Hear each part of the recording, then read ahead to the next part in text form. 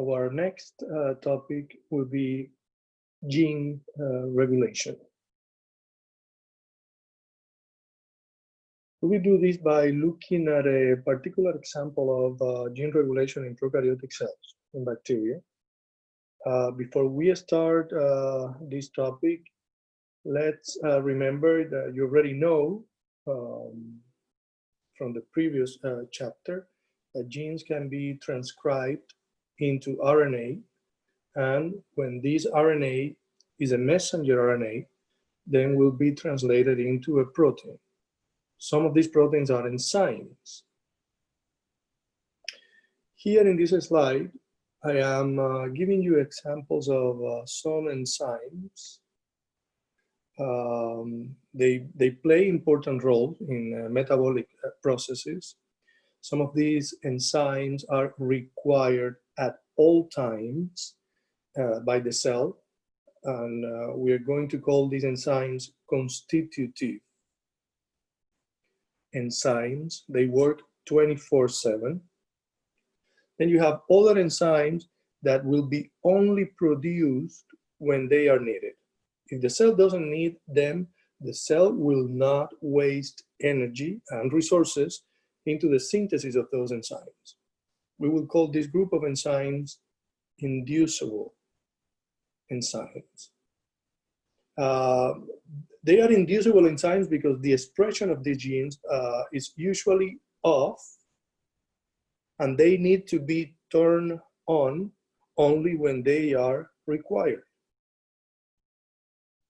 And then finally, you have enzymes whose production is generally continuous, but can be halted, can be turned off if the particular product produced by the metabolic process in which these enzymes participate is now provided to the cell medium. And we're going to call this particular group of enzymes repressible enzymes.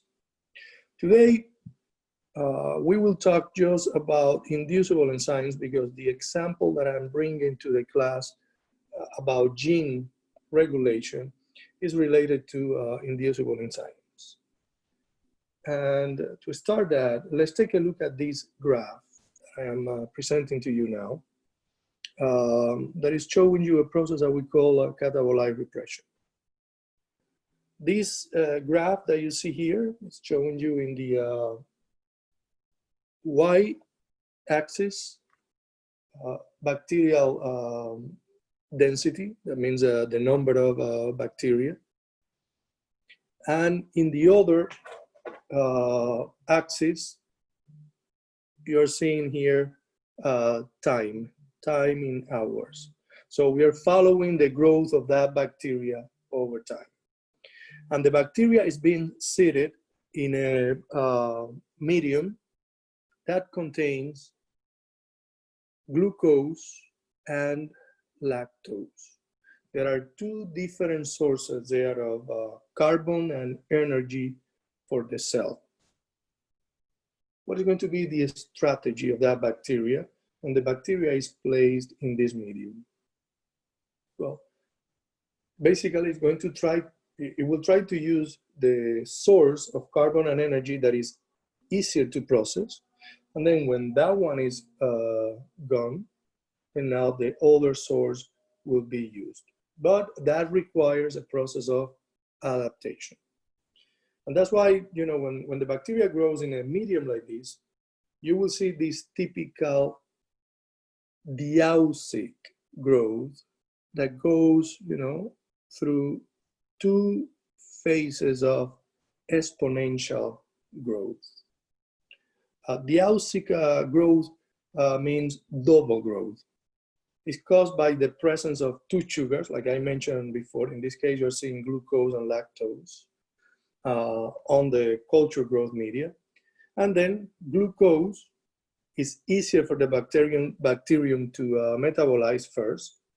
And when that sugar is exhausted, when the source of that glucose ends in that medium, then the second sugar, lactose, can be used.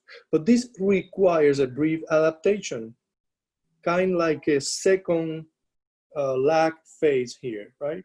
You see this kind of a plateau right here. So you have the initial lag phase, and then now here you have kind of like another lag phase there. Basically, what is happening there is that the enzymes required to metabolize this second sugar, lactose, they have to be synthesized first. And once they are ready, then now the cell can start to use that lactose like a source of energy and carbon. So these enzymes that are being synthesized here, this is a typical example of inducible enzymes. They were first not required, and because glucose was present, then the cell was not going to waste energy and resources into expressing those enzymes, because first it's going to use glucose that is easier to use. And then only when glucose is over, and now the cell says, let me see, the only thing that I have outside now to use is lactose. So now I can induce the expression of these enzymes that are required to metabolize lactose. And then now lactose can be used like a source of carbon and energy. So we're going to take a look at the inducible enzymes that regulate the metabolism of lactose in the next slide, to understand how this process of gene regulation can happen in prokaryotic cells, in bacteria. This slide is showing you the structure in the DNA, the structure of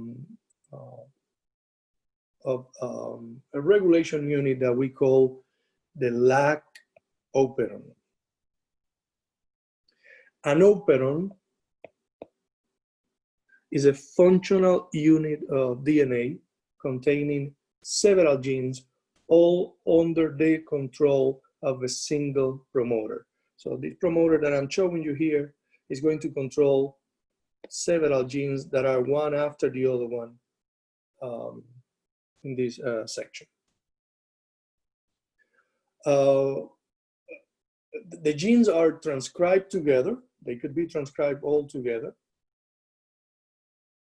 And then the messenger RNA that is produced after that transcription then could undergo splicing to produce single messenger RNAs for each of the genes that were transcribed together. Or they could be all together, and then now the ribosome translate the whole messenger RNA that contains all three genes together, and the final protein that is produced at the end can be cleaved, cut into the final individual proteins. These are the strategies that these polycistronic units can follow in order to express these genes that are organized in operons. So let's take a look at this process of regulation. And in order to understand that better, I have to give you some information first about the structures that are being shown in this particular slide. Here you are seeing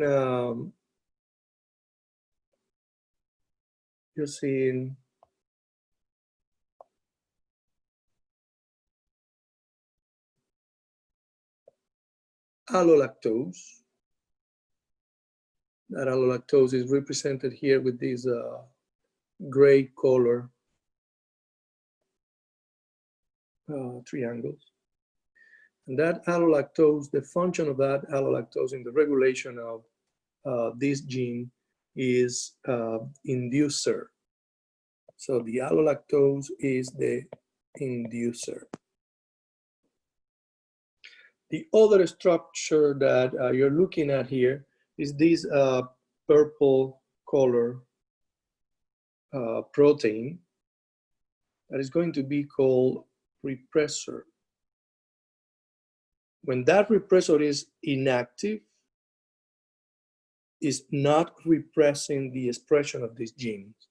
But if the repressor is active, the repressor, like you see here, the repressor will bind to a DNA sequence that is called the operator, that is downstream, after the promoter right here, that DNA sequence. So the DNA sequence to which the repressor binds is called the operator. And the protein that binds to that operator is called repressor. If that protein is bound to that operator, it's basically like putting a wall there so that if the RNA polymerase binds to the promoter, it's going to find on its way this repressor that is not going to allow that RNA polymerase to advance to transcribe that gene. So anytime that the repressor is active, and that means bound to the operator, the expression of these genes will not happen. Now, there is another important component in the regulation of this lac operon, and is the presence of this complex of CAP. CAP means catabolide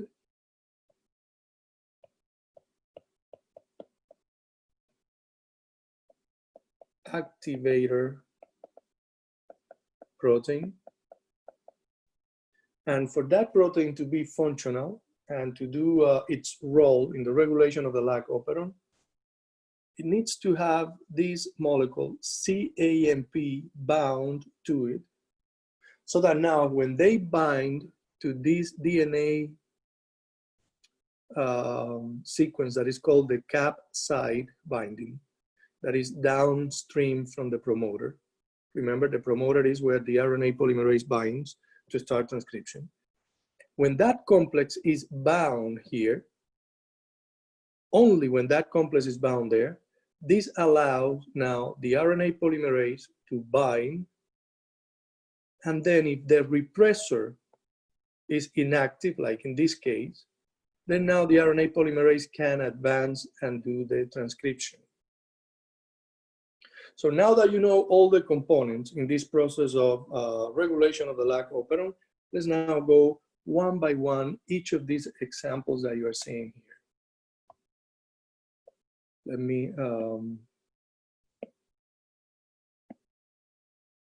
erase this.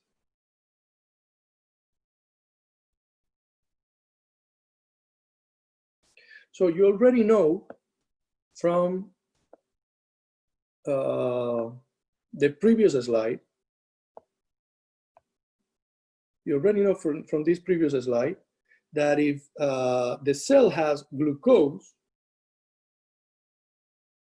there is no reason to synthesize the genes that are related to the metabolism of lactose. So that operon that controls the genes that produce those enzymes that digest lactose and process lactose, they're not needed, so they don't need to be expressed. So anytime that glucose is present in the medium, you should expect that that lac operon that I just showed you should be off, should not be, or at least should not be expressing those genes at high rates. It could express a little bit of those genes, but not a lot, because the regulation system that I'm going to show you again does not allow those genes to be fully expressed at high capacity. So if in the medium there is lactose, but not glucose, this will be the only condition by which those genes could be fully expressed to the maximum capacity. Why?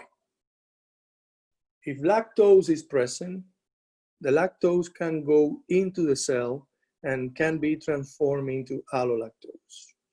The allolactose binds to the repressor and the binding to the repressor does not allow to that repressor to bind to the operator.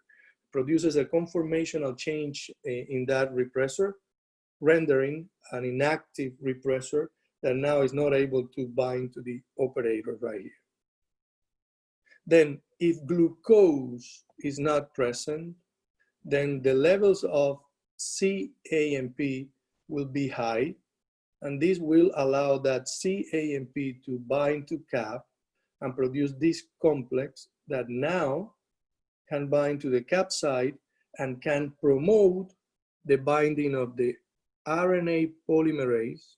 I'm just going to represent the RNA polymerase like this, to the promoter, allowing now that RNA polymerase to proceed with the transcription of all those genes. This is the only condition here that shows you that the full transcription of those genes can happen. Now let's take a look at another example here. So let's imagine now that lactose is present in the medium and also glucose is present. What is going to happen with that? If lactose is present, yes, lactose can go, a little bit of that lactose will go in, will be transformed into allolactose, will bind to the repressor so that the repressor has that conformational change that does not allow the repressor to bind to the operator. So this is free for the RNA polymerase to move on and do the transcription. However, remember there is another condition that needs to happen, and that means that the CAP-CAMP complex needs to be bound to the CAP site here. And if glucose is present, this will not happen. Why? Because in the presence of glucose, the CAMP levels will be too low. There is not CAMP to bind to the CAP. And then without that CAMP here, the CAP-CAMP complex cannot bind to the CAP site. If this complex is not bound here, the RNA polymerase is not going to be able to bind to the promoter. And because of that, or at least it's not going to bind to the promoter with high affinity. And because of that, there will be no effective transcription of these genes here. That is not happening. Now, what about if no lactose and not glucose is present in the medium? Well, if there is no lactose, that means there is no allolactose. And if there is no allolactose, the inducer, then that repressor will not have the allolactose bound to it. And then now it's going to be in the active conformation that allows the repressor to bind to the operator. With this there, already it's going to be really hard for the RNA polymerase to do transcription. So even though there is no glucose, and that means there is CAMP, high levels, and that CAMP can bind to the CAP, and this can promote the binding of the RNA polymerase to the promoter, still the RNA polymerase now will find this repressor here on its way, and it will be hard to advance to transcribe those genes. And then finally, another possibility will be there is glucose, but not lactose. Again, in this condition, the genes will not be expressed. Transcription is not going to happen at a high capacity because the allolactose that is required, the inducer, is not present because there is no lactose, and that means there is no allolactose. That means the repressor will remain bound to the operator. And now there is glucose, and that means CAMP levels are low. And then that means the CAP alone cannot bind to the CAP site. And because that CAP CAMP complex is missing, the RNA polymerase is not going to bind there. So this is probably the example in which absolutely, it's going to be absolutely very hard for transcription of those genes to happen, because you have the repressor bound to the operator, and then you don't have the CAP-CAMP available to allow the RNA polymerase to bind to that promoter.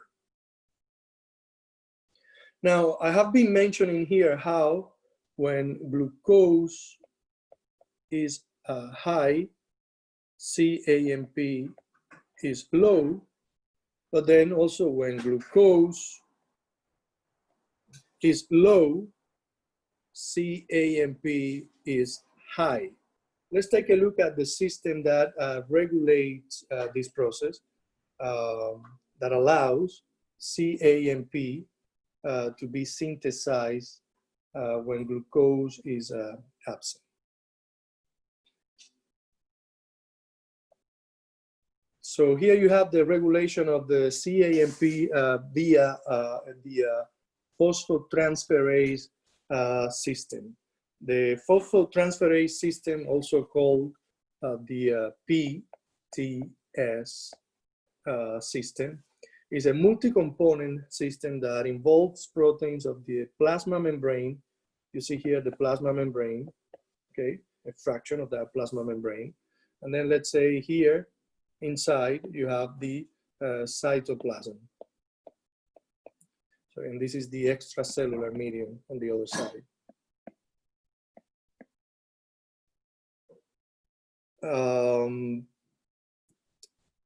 What you will see here is a cascade of reactions in which phosphate groups are being transferred from one protein to another one. And when glucose is not available, this protein over here will be phosphorylated, and that phosphorylated protein will activate this enzyme AC that is called adenyl cyclase. That is the enzyme in charge of synthesizing CAMP. This way will happen only if glucose is absent. Now, if glucose is present, then what will happen here is that the phosphate will be transferred to the 2B protein over here. And after transferring to this 2B protein over here, then the E2A phosphorylated is not going to be available to activate the adenyl cyclase, and then CAMP will not be synthesized. This is a mechanism that regulates the production of CAMP in the cell. Now, the CAMP level is related not to intracellular glucose concentration actually, but to the rate of glucose transport, which influences the activity of this adenyl cyclase that you see here.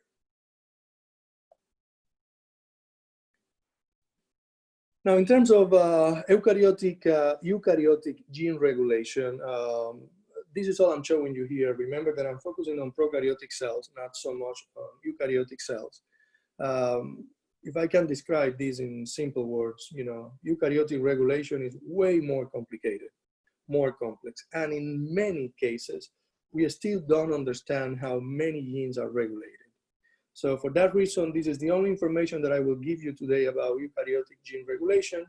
If you thought prokaryotic gene regulation was complex, well, wait until you read and you see the mechanisms of gene regulation in eukaryotic cells. The next topic that we are going to discuss is mechanisms of genetic change. Mechanisms of genetic change. Here we're talking about the genetic material changing somehow in a way that could alter the genotype of the living organism. And sometimes this change in the genotype may translate in no changes in the phenotype, but sometimes changes in the genotype could translate into relevant changes in the phenotype.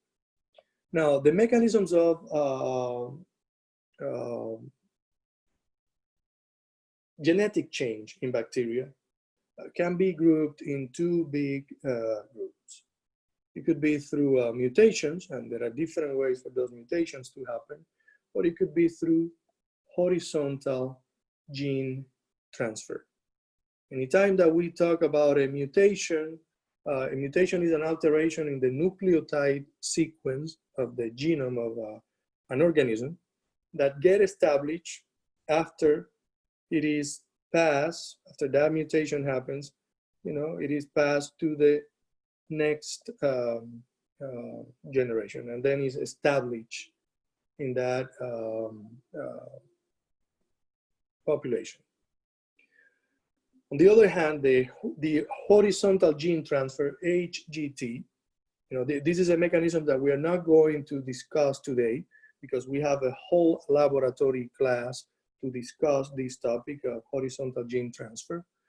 But in this case, the genetic material is moved from one cell to another one through different mechanisms. I'm showing you here an example of how the extrachromosomal genetic material, a plasmid, could be transferred from one cell to another one.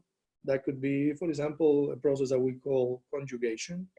But again, we are not talking about these today. We will explore these horizontal gene transfer mechanisms in the laboratory. And of course, this will not be evaluated in the lecture exam, the horizontal gene transfer. We are focusing here in lecture only in this mechanism, mutation. Now let's go through some concepts related to mutations. Mutations that can change or not the organism phenotype. There are two terms that I want you to be familiar with, and it's the term ausotroph versus prototroph.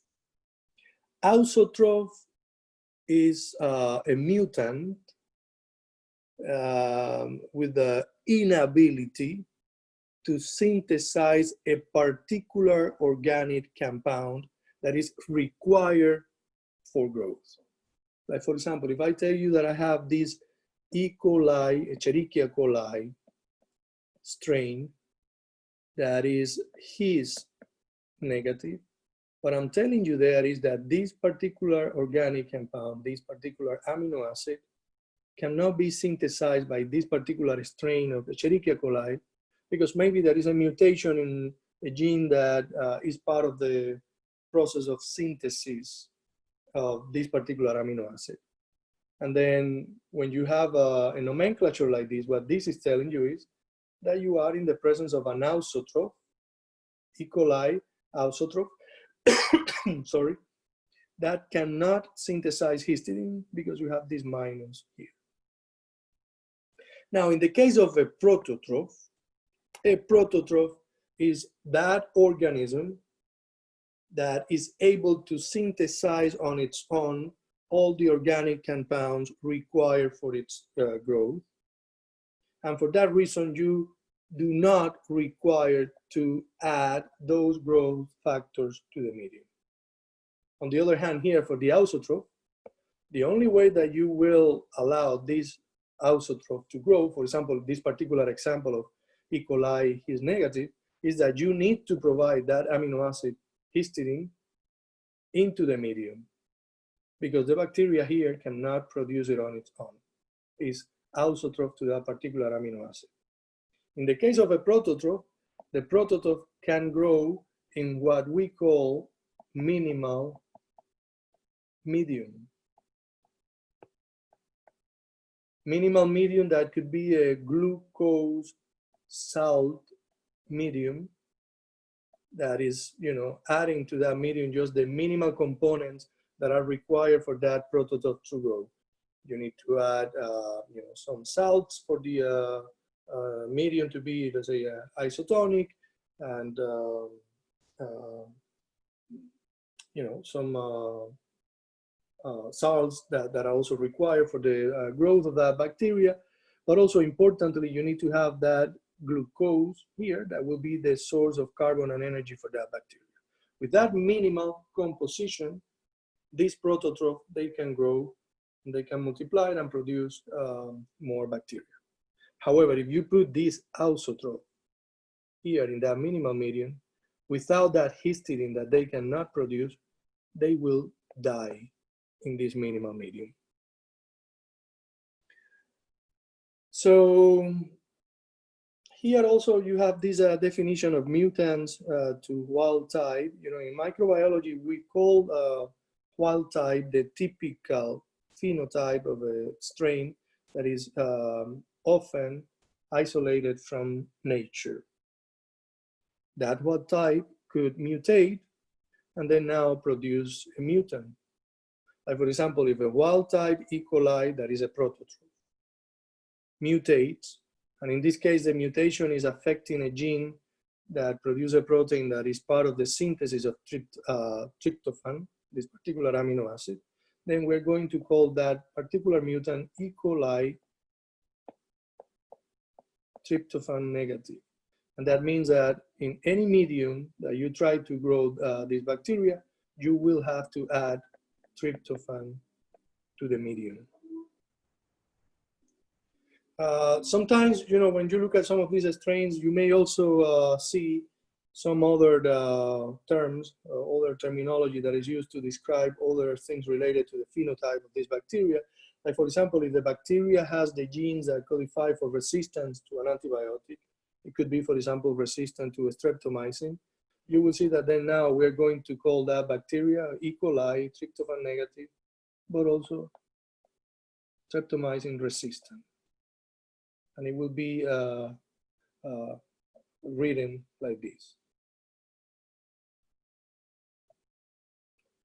Now, mutations can happen through in a spontaneous way, but mutations could also be induced through the presence of a mutagen in the medium. Today, we are not going to talk about induced mutations, about mutagens, because that particular topic will be discussed in a particular laboratory class. Today, I will focus on spontaneous mutations. And these are the mutations that can happen normally through normal processes that sometimes can fail. The fidelity of that process of replication of the DNA, for example, can fail, and then can introduce mutations that now could affect the genotype and phenotype of that organism. Now, when we talk about spontaneous mutations, we're talking about spontaneous mutations that in many organisms, they are very infrequent, you know? And because of that, when you look at the mutation rate in this organism, you're going to have a mutation rate that is very low. Look at this very small number. What this is telling you is that the probability of a mutation to happen through these spontaneous mutations is very low. It's very rare, but it can happen.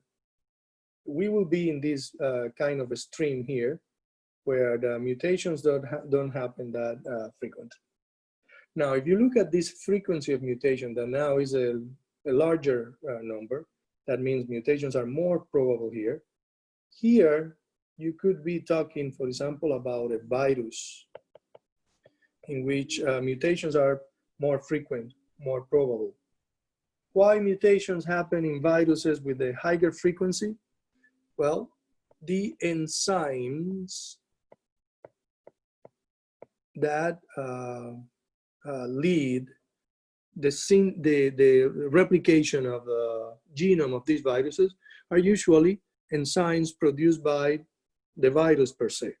And these enzymes lack proofreading.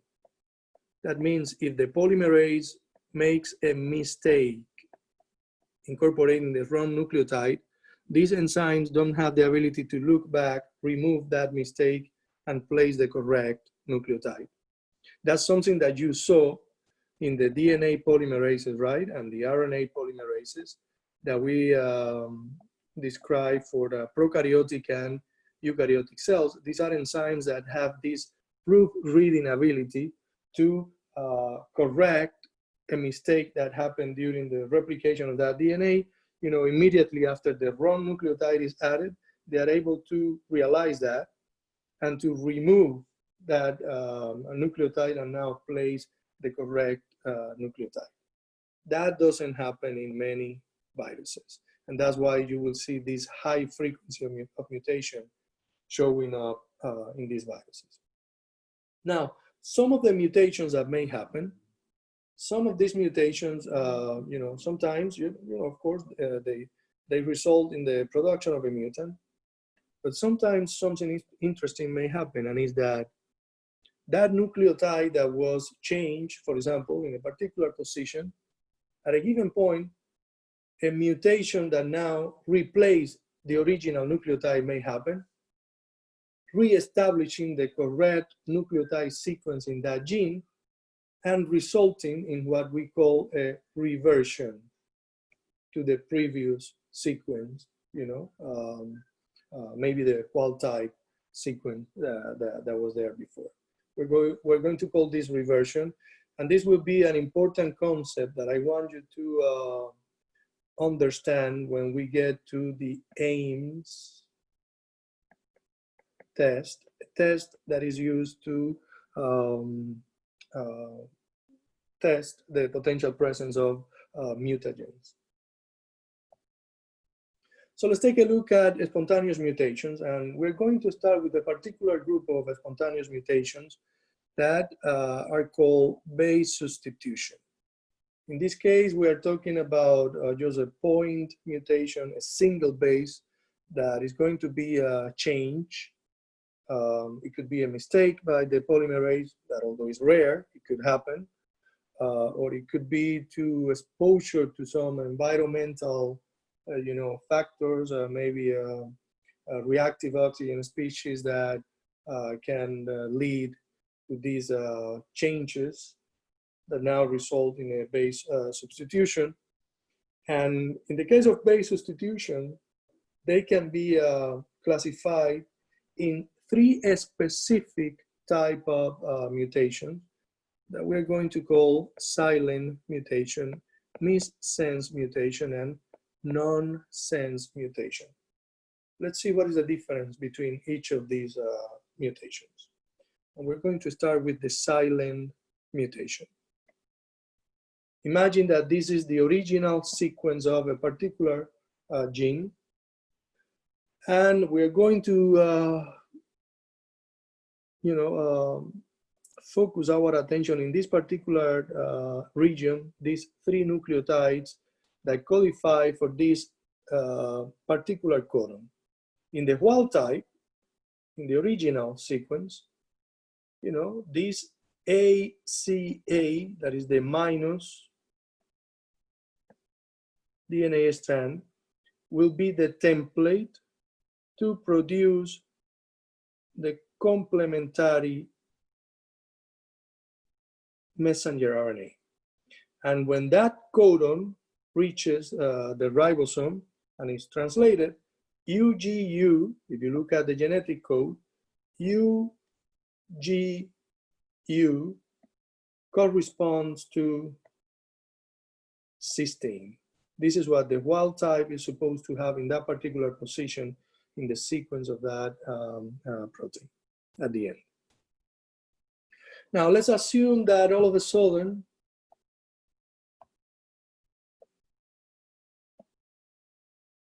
a mutation happens, and in this mutation, right here, this position of that these 3 nucleotides is affected and is changed from T in this position to C, and that makes the complementary DNA strand change to G, so that now the minus DNA has this new codon here that transcribed and produces, actually the codon is here in the RNA, and produces this codon after this is transcribed, UGC. You can see the final nucleotide in that codon is not the same anymore. The original is U, but then now here is C. Let's see UGC. What is that? U, G, and then C. Still codifies for the same amino acid. So because this genetic code is degenerate, and one amino acid can be codified by more than one codon, this particular mutation that resulted in a change in the genotype, because in the gene, the sequence is not the same anymore in this position. There is a change, you see right here. But that change in the genotype produced a codon that still codifies for the same amino acid. Because of that, we're going to call this type of mutation silent, because the final product, in the final product, you cannot see the effect of that mutation. Still, the same amino acid is present there. We call it silent. Now, if you look at this other example here, now here the T changes to a G. And then now the minus DNA will have the complementary C there. And when you do transcription, the codon that is going to be produced is going to be UGG. So UGG, the G at the end is not the same like the U in the original wild type sequence. And when you go to the genetic code, UGG, UGG, now this produces a different amino acid. When the amino acid changes as a result of that base substitution, we're going to call this missense mutation with a different amino acid. Sometimes a single amino acid change could be, you know, an important mutation that may alter the function of that final protein. But sometimes a single amino acid may not affect the biological function of that protein. And then finally, let's take a look at this other mutation that could happen here. So instead of a T in this position, then now there is a mutation and an A is placed there in the positive DNA. And now in the negative DNA, you will have the complementary T. And when transcription is done, the following codon is produced now. And when you go, you know, now you have A at the end instead of U. And when you go to the table, UG8 corresponds to the stop codon. What is going to happen to the ribosome when the ribosome now reaches this codon that is in the middle of that protein? So this is a gene, right? And you know, the codon that is being affected is going to be in the middle of the protein that has to be produced when that gene is expressed. Well, if you have a stop codon, the ribosome, when it reaches that in the middle of that RNA, is going to dissociate. And then now you will have a truncated protein produced, not the whole protein. That probably is going to be non-functional. And we're going to call this particular mutation the nonsense mutation. Now, there are other spontaneous mutations that can happen. And in this case, we're talking about spontaneous mutations that result in a nucleotide being deleted or a nucleotide being added. And this is going to have a particular impact on the frame in which the codons are read at the end during the process of translation. Let's say this is your wild type genome that is supposed to produce in the transcription these codons.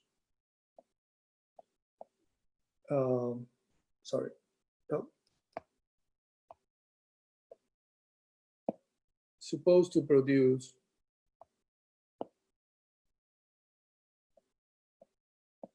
right?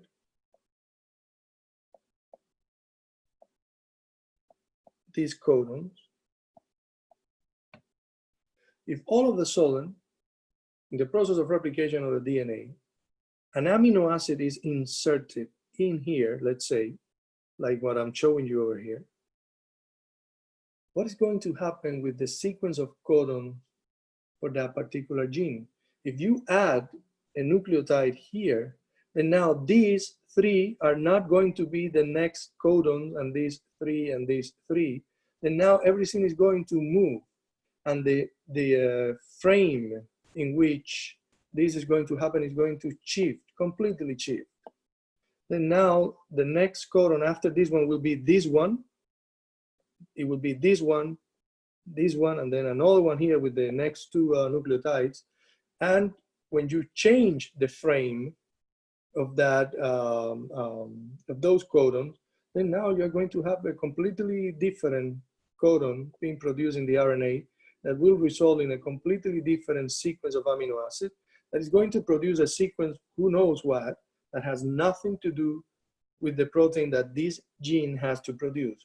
So when we see deletions or insertions,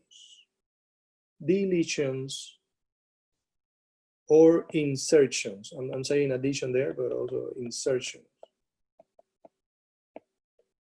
that change the frame of a particular sequence of nucleotide to produce a different sequence of codons in the RNA. When we have something like this happening, we will have a mutation that we call frame shift mutation.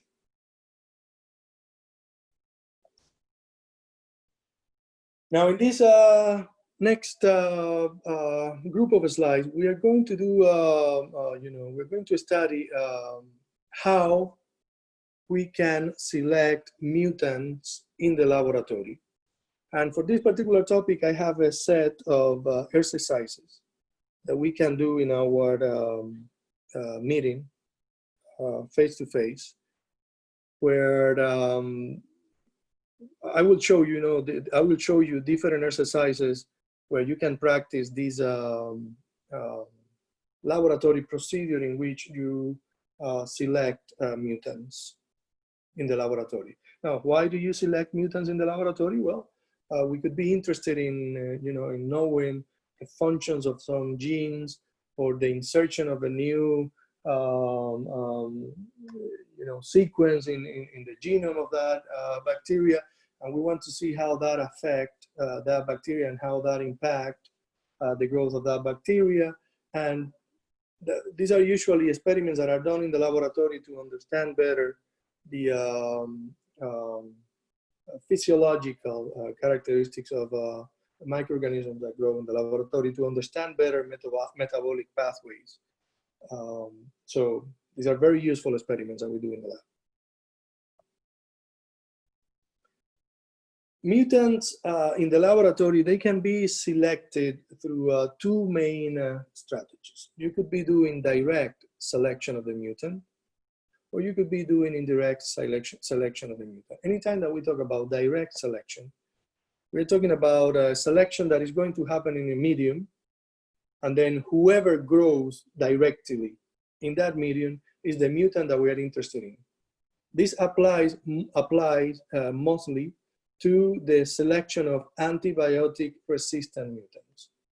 For example, if I want to isolate from my sample right here mutants that are resistant to streptomycin, how can I select just those mutants?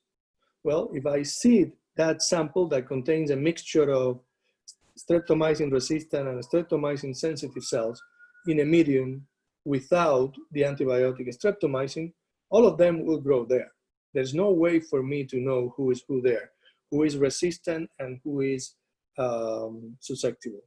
However, if I now add streptomycin to that medium and I plate that sample into that medium, only those who are able to grow in the presence of streptomycin, and that means that are resistant to streptomycin, will show up. So directly, I know that this colony that is showing up here is an streptomycin resistant mutant.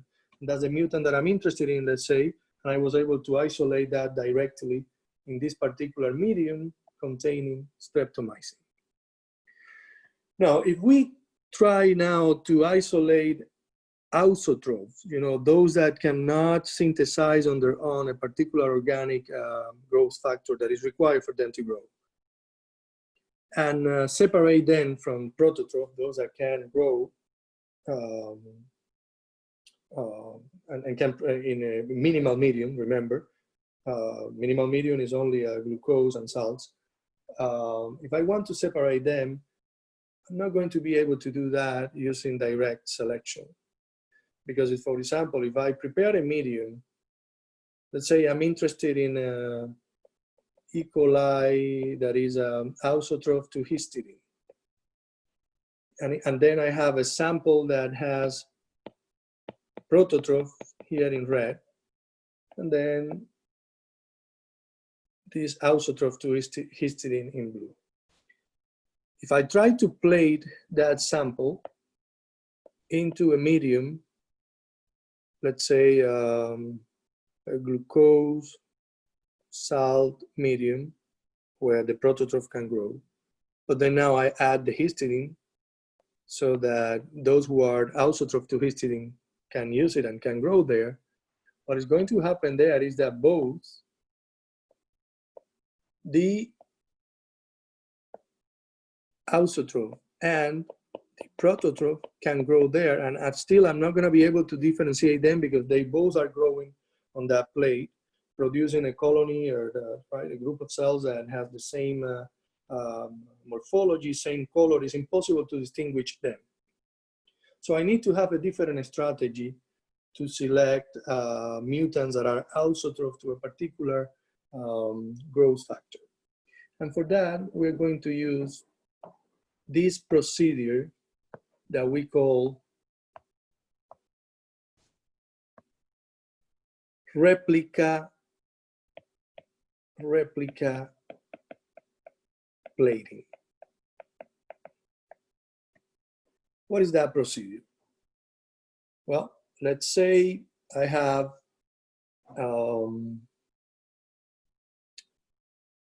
sample here with different bacteria, and in there I may have the mutant that I'm interested in.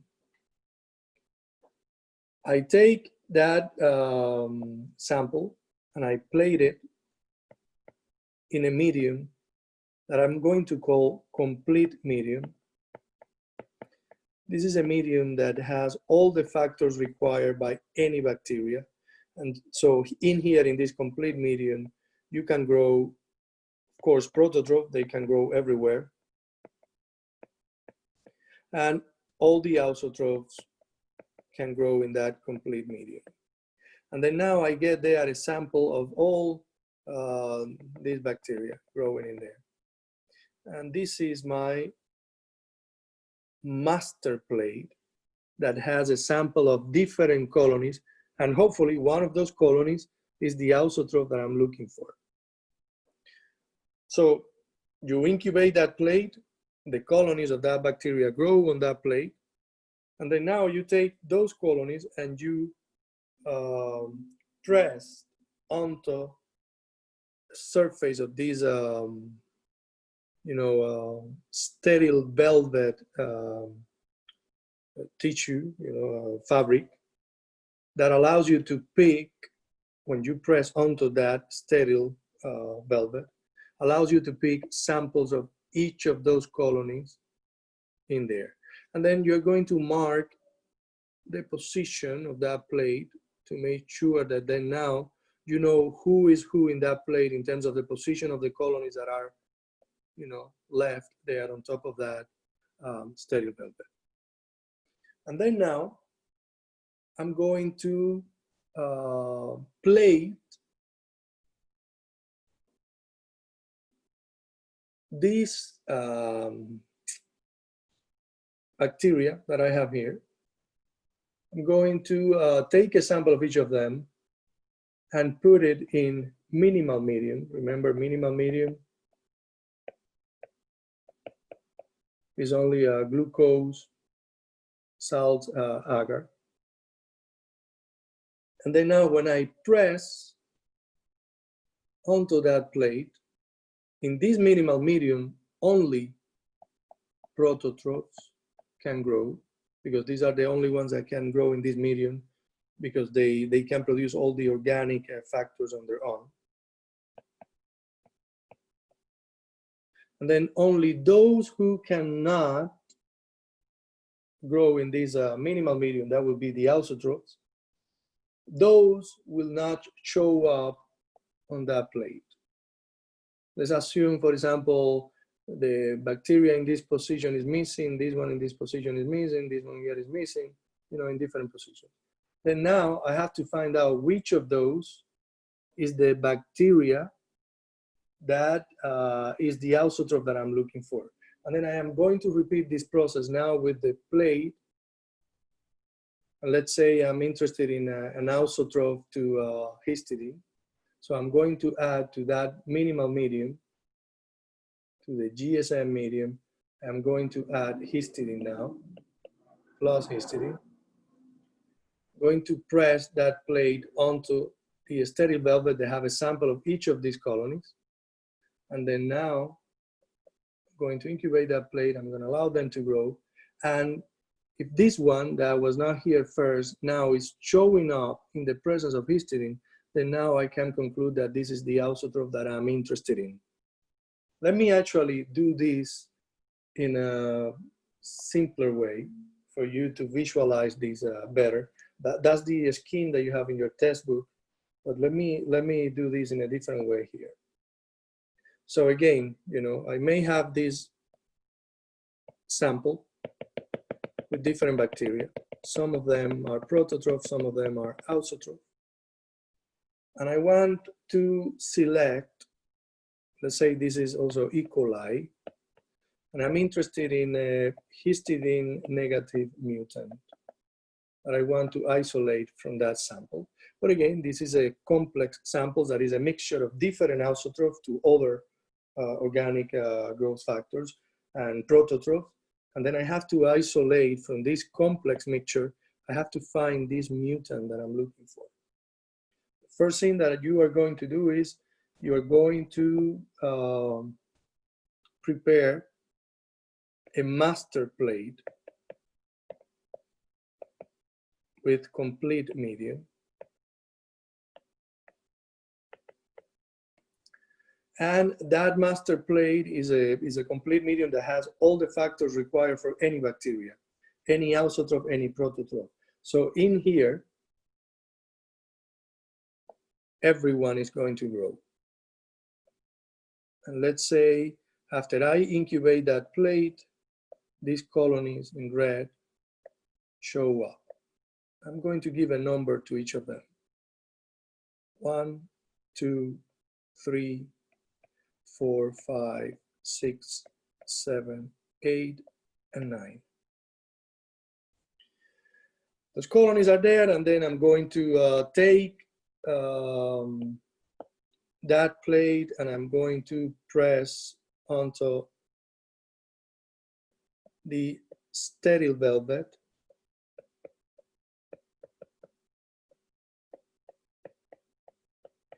To pick a sample of each of those colonies that you see there, right? On top of that sterile velvet. And then I am going to make sure that I know the position in which I'm pressing that plate on there so that later I know who is who. And then now I'm going to take a plate that is minimal medium. I'm going to press that plate onto the sterile velvet that has a sample of each of these colonies here that I got from my master plate. I'm going to incubate that plate, and I see that after incubation, this colony shows up, this one also, and this one too. This is minimal medium, glucose, salt medium. Only prototrophs can grow there. So I already know that number 6 is a prototroph. I'm not interested in that. I'm looking for an ausotroph to histidine. I see that number 9 in that position here is also a prototroph. Number 5 is a prototroph. Number 1 is a prototroph.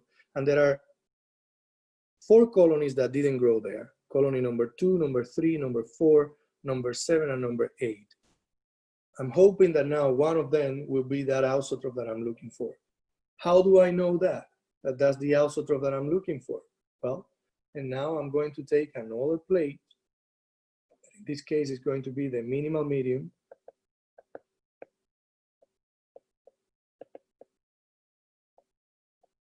Plate. But I'm going to add, that factor that the auxotroph that I'm interested in is not able to synthesize. In this case, is the amino acid histidine. I'm going to press that plate onto the stereo velvet that has a sample of each of those colonies. I'm going to incubate that. I'm going to allow that bacteria to grow. And then after that bacteria grow on this plate, I see that, of course, the prototrophs still show up because they can grow everywhere. They are able to grow in any medium because they can produce everything that they need. And now this colony shows up.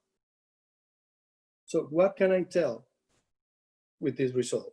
I already know that number 1, number 5, number 6, and number 9 are prototroph.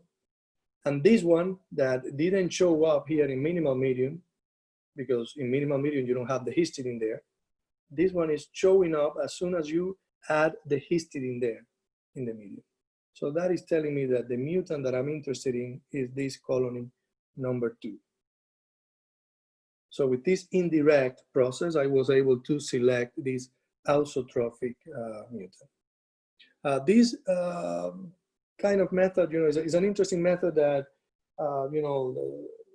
questions could get more and more complex in terms of how do you need to design your experiment to select a mutant that you're interested in.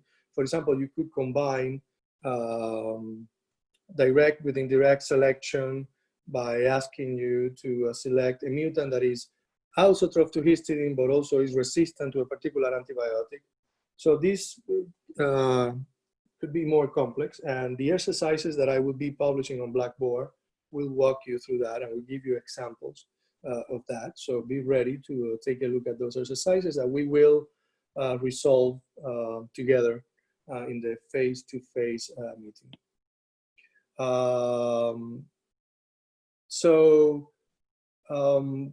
Let's continue with the next slide. The next slide is about a procedure that you can keep in mind to enrich the mutant that you're interested in. Let's say that I'm giving you a sample in which the mutant is so rare, look, it's so few of them, and such a huge amount of prototroph in that sample, that then the probability of isolating that mutant in that large population could be low, because there is a larger number of prototroph in your sample that could mask, the ability of isolating the few auxotrophs that are in that population. There is a particular method that you can do to get rid of the excess of prototrophs in your sample that is called penicillin enrichment. Also, let's assume here we have a bacteria that is sensitive to penicillin for this particular procedure. And remember that I mentioned to you in class that penicillin, the mode of action is inhibiting the enzymes that build the tetrapeptide bridges in the peptidoglycan. So then in order for penicillin to work, the cell needs to be actively growing, so that when the cell is dividing and is ready to produce the new cell wall for the new 2 cells, there the penicillin will inhibit the enzymes that build those cell walls, and then now those cells will die. So if I have a sample in which I have many prototrophs, many of them, and fortunately, only few auxotrophs that I'm interested in. If I allow this sample to grow in this medium, that is a minimal medium, who are the only ones that can grow in minimal medium? The prototrophs. The auxotroph, in this brief incubation with this minimal medium, they cannot grow in minimal medium because you need to add the organic growth factor that they cannot produce. So the ausotrophs are not dividing, and that means penicillin, when you add penicillin to that medium, will do nothing to the ausotrophs. And only the prototrophs will start to die with that penicillin in there.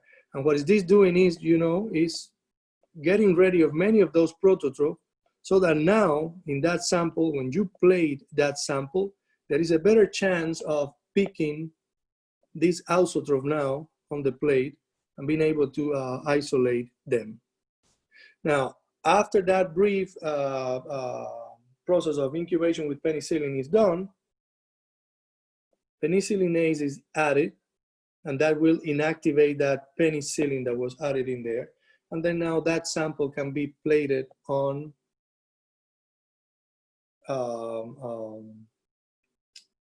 complete medium. And then now you can perform the indirect selection that I mentioned before to select your ausotroph. This is what we call penicillin enrichment, to increase the possibility of isolating the ausotroph from your sample. Now, this final slide, couple of slides, is about using this process of mutant selection in a particular approach that allows you to identify potential carcinogens. We call this the Ames test. The Ames test uses a particular bacteria, Salmonella species, that is ausotroph to histidine, is not able to synthesize histidine. Remember that I mentioned to you that spontaneous mutations, although rare, they can happen. And remember that I also told you that rarely, but can happen, mutations can be reverted. Like, for example, the nucleotide change that was done in the DNA that resulted in now in a gene that is not able to produce the enzyme that participates in the synthesis of histidine. If that mutation that happened in that gene now is reverted to the original nucleotide that was in that position, then now that Salmonella could reestablish the ability to synthesize histidine, and now you could have a wild type Salmonella that is able to grow in minimal medium without the need of adding histidine to the medium. And look what you can do with that. If you add your Salmonella histidine negative bacteria to a plate with minimal medium,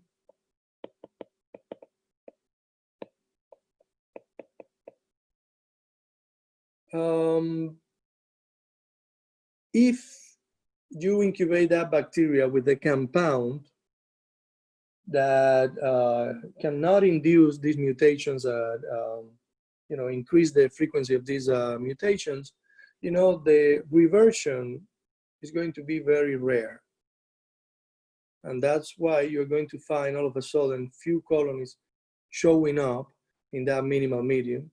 This is resulting of this reversion that now reestablished the ability of that gene to produce the correct protein and to allow the bacteria to synthesize histidine on its own. But if all of a sudden you mix that bacteria with the compound that you are studying, that you are developing in your laboratory, you mix it with this bacteria, and you plate it on minimal medium in the presence of that mutagen. And all of a sudden you see that the number of revertants that are able to now grow in minimal medium are increasing. What that is telling you is that this molecule that you are studying, this molecule increase the frequency of mutation in the DNA, and increase, as a result of that, increase the ability to produce revertants. And that's why you have more of them showing up in this minimal medium. If you get something like this, run away from that compound. This is a potential mutagen. You don't want to continue to develop that compound. Let's say if you were developing that molecule because you saw could have potential activity against a virus. It could be an antiviral, and it was producing excellent results in the lab in cells. And now you do this particular test, the Ames test, to check if the molecule is a potential carcinogen, and you get this result telling you that yes, it is a potential carcinogen. You need to stop the development of that drug right there. You cannot now bring that to humans. Probably other studies will be done to confirm this before the drug is discarded, but this AIM test give you a good idea of the presence of a potential mutagen, and in that case, the development of that drug should be stopped. This is the end of this chapter, and also the end of all the material that will be evaluated in lecture exam number 1.